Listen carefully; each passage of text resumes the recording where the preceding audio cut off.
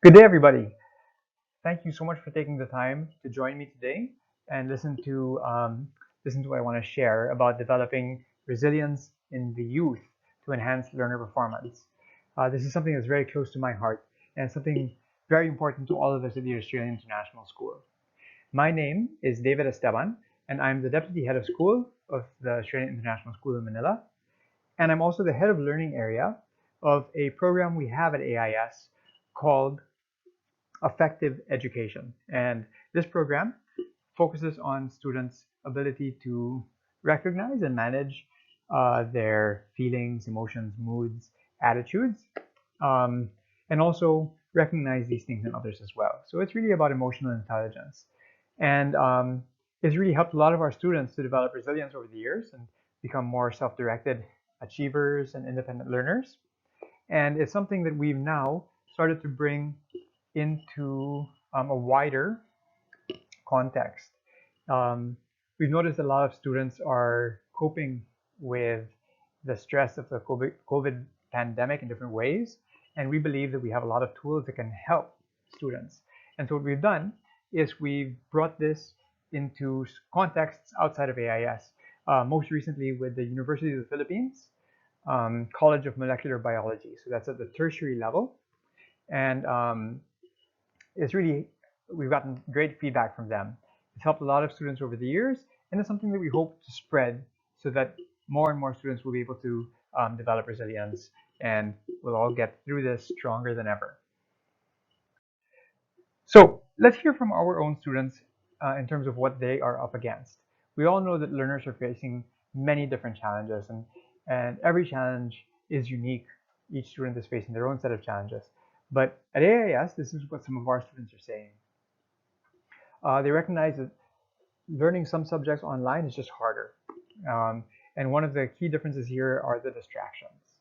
Um, we also have students that have experienced anxiety attacks to the point where there's physical pain. And so it's very important to help these students to manage stress at the point of stress in these contexts so that the pain is not felt, right? The pain goes away.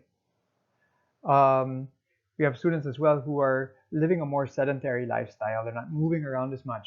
In the Philippines, minors have been locked down. They've been quarantined for a very long time, and many students, I think students under the age of 15 are still not allowed to exit the house uh, based on at least at the time of this recording. So this has affected students, and they're aware of this. Um, so what we have here is a range of different issues. The first is access. If students are able to access education, that already solves a lot of the problems. Many students are not able to access education in the way that our students at AIS are able to, and our students are privileged to be able to have that. But even with the access, they still have to cope with problems of distraction, anxiety, lethargy, and isolation, right? So this is something that we want to help our students to be able to deal with going forward. Access is still a concern with our kids at school. Even though they might have the devices, connectivity in the Philippines is not always at 100%. And so being able to cope with the challenges of inconsistent access is something that our students, or I think all students have to deal with it all around the world. And so we really look at the ability to adapt as resilience, right? The ability to be able to take a particular situation and make the most of it, right? And still find a way to be able to thrive in that situation. And what sort of attributes could we assign to resilience? So if we were to take resilience and imagine a set of learner attributes or graduate attributes that would display resilience, what might some of those things be, right? Well, a resilient person is purpose-driven, right? They are able to stay intrinsically motivated, right? They are able to adapt for a reason. And that reason is very personal, right? And so it's helping them to recognize that and find out what that is. Um, Resilient people are team players and team leaders. They are recognized that they're part of a group. They achieve something together. Resilient people are proactive in meeting change, right? We know that change is going to come. Change is the one constant, as they say. And so how we meet that change um, makes all the difference. Are we driving change? If we're not able to drive change, do we seek opportunity in change? Do we have that opportunity orientation, right? Resilient people are also engaged citizens. It's about a resilient society. And so we don't just succeed as individuals, we succeed together. And we do this by being solutions focused, right? Instead of keeping your eyes, of course, the problem exists, right? But rather than just being bogged down by the problem, we look for the way through it, around it, over it. We look for that solution. And we do this by staying optimistic and opportunity oriented. And of course, in order to be able to do this consistently with regularity, we must be healthy in mind and body, right? So these are the different attributes that we have identified as being consistent with being resilient. And with those in mind, we've developed a youth resilience curriculum. So what we have over here are outcome areas, and then we have outcomes, and we have different performance criteria. So if you notice, verbs are very important. What we're looking at here are behaviors at all levels. So in the first, for example, we're looking at building connections, right? In order to build connections, what this means is that students should be able to, or learners should be able to prioritize relationships. Now they prioritize relationships by being able to describe different interpersonal relationships and by being able to reflect and recognize the significance of relationships in their own lives, right? Now we then take it into the next level, making it even more proactive by having students join groups. They then describe the different groups that they're part of, but most importantly, participate in a team activity with a goal. This does not necessarily need to be a new activity. It doesn't have to be developed in this particular class. It could be something they're part of already. For example, a sports team or a particular outreach program that they might be engaged with. It could be student government. At AIS, for example, one thing that we have is a theater program, a theater and education program that ensures that all students participate in theater every year. And this allows students to participate in reaching an objective all together, right? So having that shared success, right? So that could be the context for this particular outcome, that or anything that's appropriate to the context that the students are working with. The next outcome area would be fostering wellness, right? And what does this look like? Well, first of all, in terms of wellness, we look at taking care of your body. So what is that?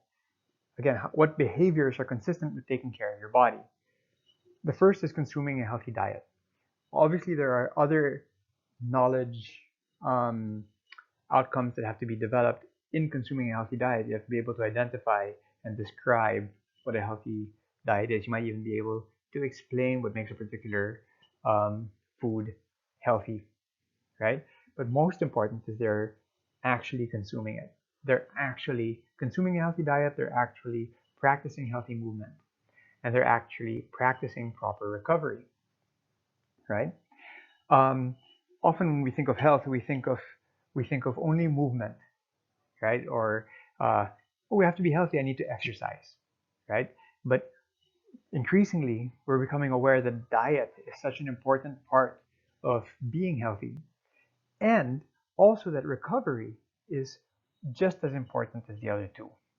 And so being able to sleep well, being able to allow yourself the space to rest, and knowing how to do that, knowing how to practice recovery, all of this is important as well. Now, how do we assess these things? They might be assessed through videos, through journals, through some kind of buddy system that allows for peer assessment. Um, what's most important is that the behavior is observed. The next outcome that we look at is avoiding negative outlets. And the outcomes here are describing negative outlets, so you know what is a negative outlet. And it's not just enough to do that. What we want to talk about doing here is substituting positive for negative outlets. Let me correct myself. We don't just want to talk about doing it, we want to actually do it. So, for example, one negative outlet that I have is that I tend to crave a sugary snack right before bedtime, right? So what can I substitute that negative outlet um, with? It's natural if it's been, particularly if it's been a stressful day, it's natural for the body to crave sugar. It wants energy. So knowing this, I can substitute that negative outlet for a healthy one by having a healthy fruit, at the end of the day, or perhaps by having a larger dinner so they don't become hungry by the end of the day, or maybe by sleeping just a bit earlier, right? So there are different ways of substituting a positive for a negative outlet. Next, as we mentioned, being purpose-driven is consistent with being resilient, and so we help students to find purpose, and we do this by having them help others, right? And so the outcome here is specific, helping somebody in need, and then describing the effect of helping others. So this could be something very simple if you're talking about very young children, or it could be like a group project as part of a service learning program if you're talking about older students, right? But what we want to do here is bring that awareness of the positive effects of helping others to the students. Next, we have being proactive. And in being proactive, it's really about identifying the right next thing to do in a given situation, which we can do through simulations. We've done this through simulations. But it's best if we really do this. If you look at the next item, practice proactivity in your schoolwork or workplace. It's really about finding a way to apply this into a context that's meaningful for them, right? So they immediately feel the benefits, and they're likely to take those practices on so that they become habits. So for example, one thing that I just had today actually with some of my students is the learning outcome for our AE class was meeting challenges with optimism and staying motivated. And what we did was we looked at that context in particular with a school goal that they had, which is a research paper, right? So help them identify the different challenges they have with their research paper, and then looking at the effect of changing the mindset to be optimistic so that they can tackle the goal a bit better. And it's more real to them, and it allows them to also succeed in other subjects. The next is moving towards the goals, and here we can set goals using SMART goals or any other goal setting framework that you prefer. And then we have opportunities. Look for opportunities for self-discovery. And in this, we allow students to engage in opportunities for self-discovery. And these opportunities for self-discovery might be extending oneself in terms of perhaps volunteering for student government, or they could be mindfulness practices. It could be journaling. There are various ways to learn more about ourselves, and really it's a matter of what works at what level for the student, what age they are, what opportunities are appropriate for them. We then look at having healthy thoughts, right? Embracing healthy thoughts. And the first outcome here is keeping things in perspective. And the outcomes that we can look at here are discussing various perspectives of an issue and evaluating the merits of different perspectives. This is increasingly important in a world that is becoming more and more, it seems, based on the news, biased and extreme, and less likely to look at the other side. And so this is a very important thing to develop in students, um, so that they can widen their view, widen their worldview, be more tolerant, um, and recognize that other perspectives are valid. That said, it's important to also look at the merits of the different perspectives so that they can evaluate, and try to find the right perspective. Another important aspect of embracing healthy thoughts is accepting change. We all know change is going to come. And so it's a matter of how we engage with that change that makes a huge difference in our ability to be resilient and our ability to adapt. So here, the method that we use is accept and build. Accept and build is a part of improvisation theater, improv. You'll see this as well in improv jazz. When you are faced with something new, what we do is we first of all accept that this is what it is. And then after accepting it, we find foundation on which to build. Right? And then we build towards something good. Right? And so we might apply this in fun theater type experiences or music experiences. And eventually we start to apply this in life, either through social experiences or whatever contexts present themselves really to the class. The next one is maintaining a hopeful outlook, similar to what I said a while ago about the importance of having optimism and opportunity orientation. So we can here discuss the benefits of choosing to be hopeful, and then learning from the past. And here, this is really about reflection. We all make mistakes, and we're probably all going to make mistakes as well in the future, all of us. So what's important is that we do continue to learn from these mistakes, and we learn from the mistakes in our past. And we discuss ways of improving in the future, right? And then finally, we seek help. And we do this by building the support network. So it's an echo of that first set of outcomes around helping others, right? So here we seek help. We find ways to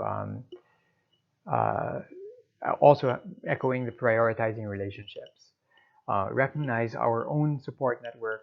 Who can we count on in our life?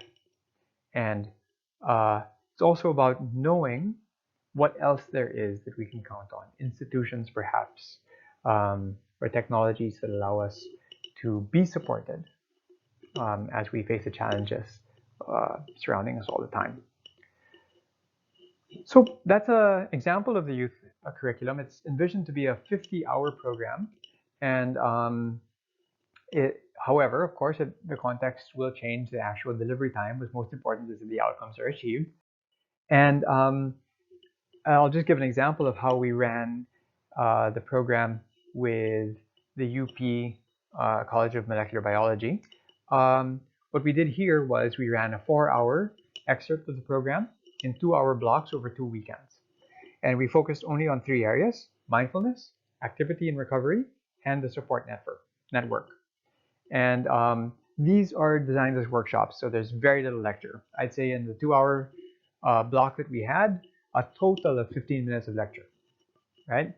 Most of what we did was group sharing, either in the plenary or in small groups, and activities.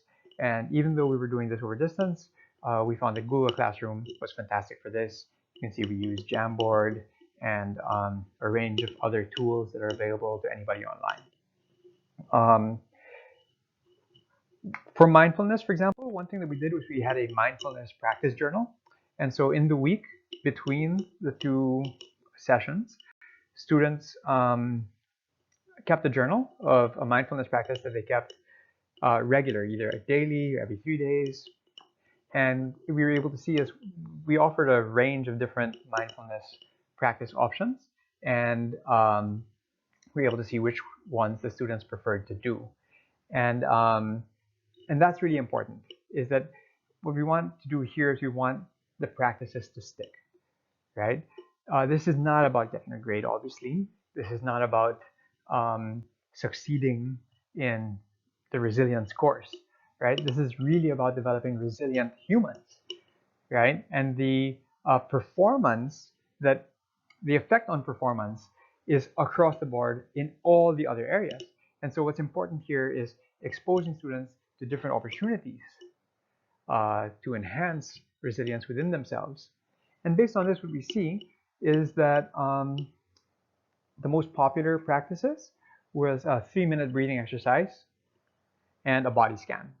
Uh, Students were provided with links on YouTube that they could use to guide them through these. And what I'd like to do today first of all, and the students gave us great feedback about this as well. We can see over here that students at AIS have recognized the importance of eating as well as the importance of relaxation in helping them to develop healthy minds and bodies and perform better in class, right? The importance of breakfast. We see them using meditation practices, sleep, right? Recognizing the importance of sleep um, and sleeping early perhaps on school nights, which I am guilty as a teenager of not wanting to do, but now recognizing how important that is in my life as an adult. And and I'm sure we all feel that. And it's great that our students are recognizing this as well.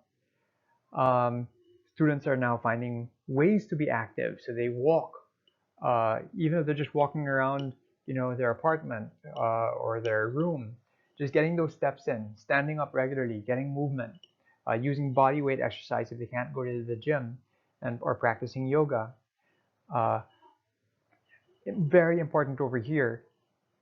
We see students that are uh, seeing focus, so that being able to train the mind, being active, and practicing gratitude. All very important practices in developing healthy minds and bodies for people of all ages. So what I would like to do now is share a very simple practice with all of you today. Um, and this practice helps us to manage stress at the point of stress, and it's called Take 5. So what we're going to do now is I'm going to ask you to sit comfortably with your spine more or less erect. If you would like to, you can close your eyes or take a relaxed gaze, so an unfocused gaze. Exhale completely and take 5 deep breaths. Relax your belly. Allow the air to flow in. Exhale completely. Drawing your navel to your spine. Relax your belly as you inhale. Exhale completely. Keep going at your own pace.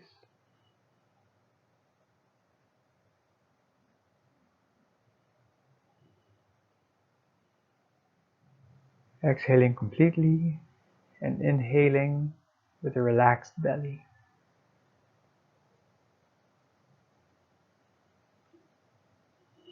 And at the end of your 5th exhalation, gently open your eyes and just notice something with your gaze. What do you see?